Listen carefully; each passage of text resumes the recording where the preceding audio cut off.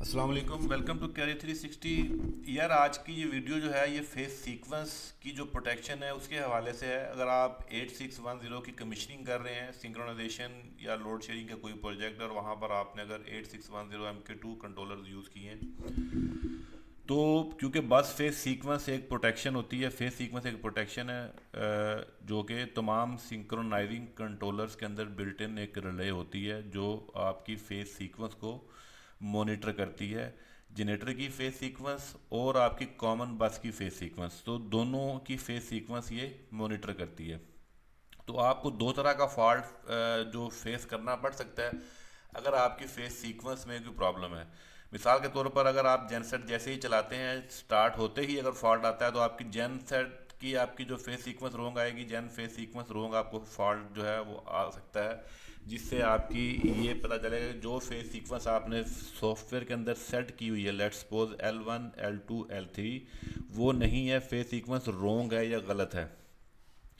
दूसरा फॉल्ट आपको मिल सकता है जब आप ब्रेकर क्लोज करें और ब्रेकर क्लोज करने से पहले सब कुछ ठीक हो, आपके वोल्टेज भी ठीक हो, फ्रिक्वेंसी भी ठीक हो, आपका सिस्टम हेल्दी हो, लेकिन जैसे ही आप सिंगल सेट का ब्रेकर क्लोज करें तो क्लोज होते ही ये फॉल्ट आपकी स्क्रीन के ऊपर आ जाए, बस face sequence wrong. That's mean your बस फेस सीक्वेंस रोंग है। आपकी जो सेंसिंग है, जो आपने बस सेंसिंग दी हुई है इसको, जो L1 L2 L3 और न्यूट्रल जो आपने चार तारें जो लगाई हैं कंट्रोलर की बैक साइड के ऊपर, जिसको बस वोल्टेज कहते हैं, हो सकता है वो जो कनेक्शंस हैं उसमें कोई गलती हो, उसमें आपने रेड येलो ब्लू की जगह आपने ब्लू येलो रेड लगा दिया हो, तो हो सकता है उस वजह से ये अलार्म आ सकता है। एक तो ये वजह हो सकती है, दूसरा ये हो सकता है पीछे से एक्चुअल में ही बस फेस सीक्वेंस रोंग हो, ब्रेकर के नीचे वाली साइड से जो आपका ब्रेकर लगा हुआ उसके नीचे वाली साइड पे जो पावर केबल हैं उनकी फेस सीक्वेंस ही रोंग हो एक्चुअल में।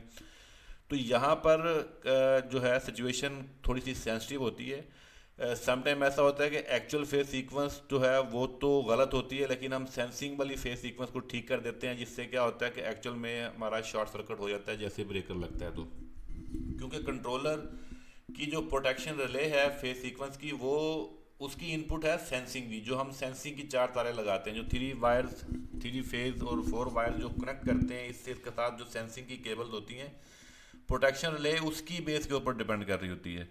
तो एक्चुअल में अगर आप वहाँ से चेंज कर देते हैं फेस सीक्वेंस, वहाँ से फेस सीक्वेंस अगर करेक्ट हो जाती है या ठीक हो जाती है, लेकिन एक्चुअल में हार्ड वायर जो है, जो पावर केबल्स लगी हुई हैं, वो अगर आपकी गलत हैं तो फिर शॉर्ट सर्किट होगा। फिर आपकी ये प्रोटेक्शन रिले जो है वो आपको इंडिकेट नहीं करेगी, क्योंकि आपने उसकी सेंसिंग तो ठीक दी हुई है, लेकिन एक्चुअल में आपके पास बेस फेस सीक्वेंस जो है वो गलत है, तो फिर आपका शॉर्ट सर्किट होगा, हैवी शॉर्ट सर्किट होगा। तो ये क्रिटिकल सिचुएशन होती है। इसको मेक श्योर करने के लिए आपके पास फेस सीक्वेंस मीटर जो है वो होना चाहिए, जिससे आप ड्यूरिंग कमीशनिंग जो है अपने ब्रेकर की इनपुट और आउटपुट दोनों साइड पे वो फेस सीक्वेंस मीटर जो है वो कनेक्ट करके अपनी फेज की जो डायरेक्शन है वो आप चेक कर सकते हैं। वो L1 L2 L3 यानी रेड येलो ब्लू, या वो L3 L2 L1 जो भी आपने अपने सॉफ्टवेयर में कॉन्फ़िगर की होगी। नॉर्मली तौर पर we configured L1 L2 L3 on the gen sequence and bus sequence, क्योंकि दोनों सीक्वेंस सेम होनी चाहिए। ऐसा नहीं हो सकता कि हम सॉफ्टवेयर में जो है वो जेन सीक्वेंस वो L3 L2 L1 कर दें, लेकिन बस सीक्वेंस L1 L2 L3 कर दें, तो वो सॉफ्टवेयर भी आपको अलाउ नहीं करेगा इस तरह से। तो आपकी दोनों सीक्वेंस सेम होंगी। तो इसलिए ये वाला फॉल्ट जब आएगा तो आपको थोड़ी सी इसके ऊपर अपनी जो इंस्पेक्शन है या टेस्टिंग है वो ज़रा डीपली करनी पड़ेगी कि आपके फॉल्ट है किधर, आया सेंसिंग में फॉल्ट है या आपकी एक्चुअल हार्ड वायर जो है वो गलत लगी हुई हैं।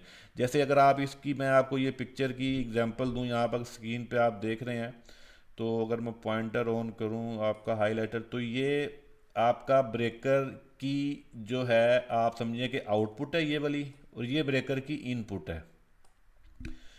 तो आपको मीटर से यहाँ पर भी जो तीन वायर्स हैं उनकी फेस सीक्वेंस चेक करनी चाहिए। तो ये बेसिकली इस अल्टरनेटर की फेस सीक्वेंस होगी, यानी इस अल्टरनेटर से जो आउटपुट आ रही है वो आप चेक कर सकते हैं।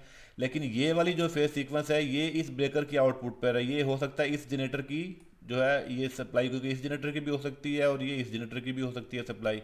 तो ये दो जगह पर आपको फेस सीक्वेंस चेक करनी पड़ती है, बस की और इधर की यहाँ की। तो ये हार्ड वायर्स कहलाती हैं बेसिकली, यानी इन ब्रेकर्स के ऊपर जो पावर केबल कनेक्ट हैं that is called the hard wire. अगर ये हार्ड वायर गलत हैं तो आपका शॉर्ट सर्किट हो जाएगा, आपकी प्रोटेक्शन रिले जो है वो काम नहीं करेगी, क्योंकि आपने उसकी सेंसिंग तो ठीक उसको दी हुई है। सेंसिंग की जो फेज सीक्वेंस है बस की आइदर जेनसेट की वो तो ठीक है, लेकिन एक्चुअल में हार्ड वायर गलत हैं। तो सम टाइम जो है वो कमीशनिंग के दौरान जो सर्विस इंजीनियर्स हैं वो इस फॉल्ट की सूरत में, जब ये फॉल्ट आता है तो वो क्या करते हैं कि हार्ड वायर्स को चेक किए बगैर उसको इग्नोर कर देते हैं, जबकि सेंसिंग वाली जो केबल्स हैं उनको उल्टा देते हैं।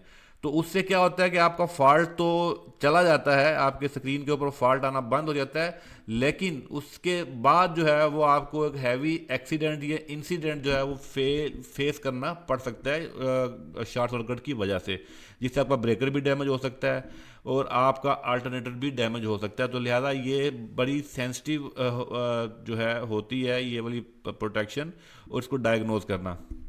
तो इस वीडियो का मकसद भी यही है कि आपको बस फेस सीक्वेंस की जो प्रोटेक्शन है उसके बारे में डिटेल से बताया जाए।